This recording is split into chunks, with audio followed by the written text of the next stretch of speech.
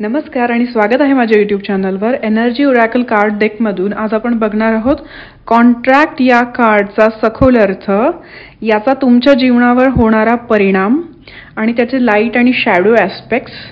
तर बघूया। कॉन्ट्रॅक्ट म्हणजे करार, बंधन किंवा औपचारिक करारनामा। या कार्डमध्ये न्यायदेवतेसारखी एक स्त्री दाखवली आहे, जिने डोळ्यावर पट्टी बांधली आहे आणि हातात तौलनिक पारडे धरले आहे। मागे एका जुन्या कागदावर कॉन्ट्रॅक्ट असे मोठ्या अक्षरात लिहिलेले दिसते। याचा अर्थ असा आहे की हा करार अंधश्रद्धा किंवा भावनेच्या भरात न करता समजून घेऊन करावा। याचा अर्थ समतोल, कायदेशीर बाबी, बांधिलकी किंवा काहीतरी औपचारिक कराराशी जोडलेले आहे। हे कार्ड जीवनात काही बंधने, नियम किंवा महत्त्वाचे निर्णय दर्शवते। या कार्डमधील प्रतीके आता आपण बघणार आहोत।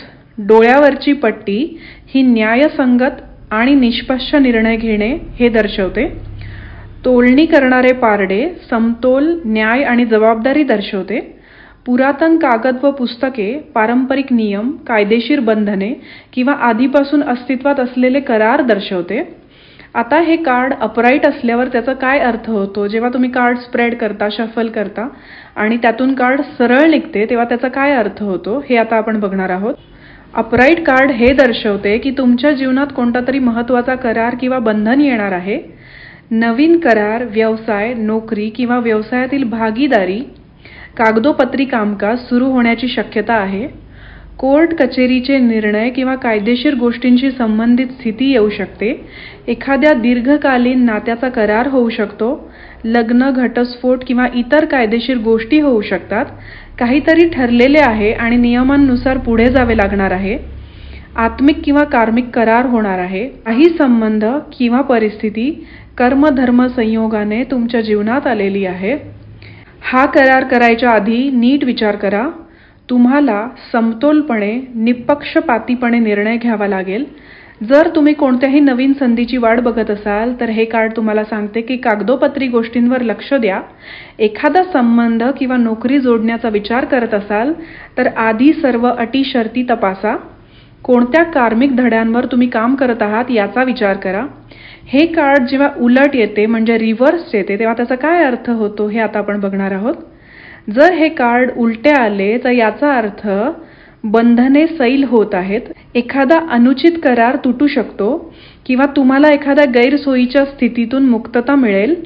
तुमच्या जीवनात अन्यायकारक करार किंवा बंधन आहे जे आता संपवण्याची वेळ आली आहे। तुम्ही एका चुकीच्या नात्यात अडकलेले असू शकता जिथे गोष्टी समतोल नाहीत। व्यवसाय किंवा आर्थिक गोष्टीत सावधगिरी बाळगा। चुकीच्या करारांमध्ये अडकू नका। चुकीच्या निर्णयांमुळे नुकसान होऊ शकते म्हणून विचारपूर्वक कृती करा। जुन्या करारांमधून मुक्त होण्याची गरज आहे। एखाद्या विषारी नातेसंबंधांमधून बाहेर पडण्याची ही वेळ आहे।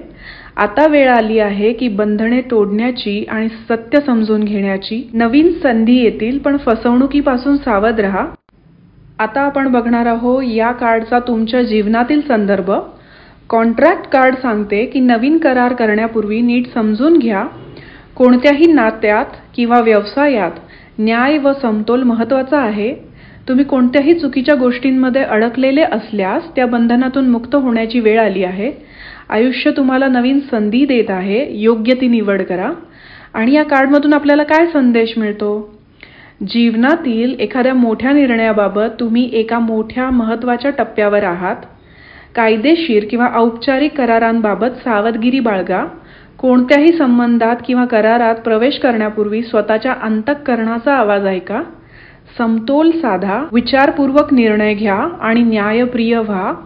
या डेकच्या ऑथर सॅन्ड्रा ॲन टेलर यांनी प्रत्येक कार्ड सोबत एक ॲफर्मेशन दिलेले आहे। तर काय करायचंय? आरशासमोर उभं राहायचं आहे, स्वतःच्या डोळ्यांमध्ये बघायचं आहे आणि मोठ्याने म्हणायचंय, I am attracting wonderful and beneficial connections that support and honor me and bring me great happiness and abundance.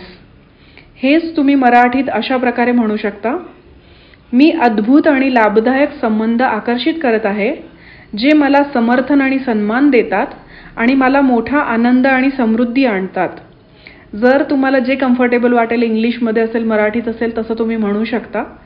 हे जितक्या वेळा तुम्ही रिपीट करणार आहात, जितके जास्त दिवस तुम्ही हे प्रॅक्टिस करणार आहात, तितका जास्त तुम्हाला फायदा होणार आहे.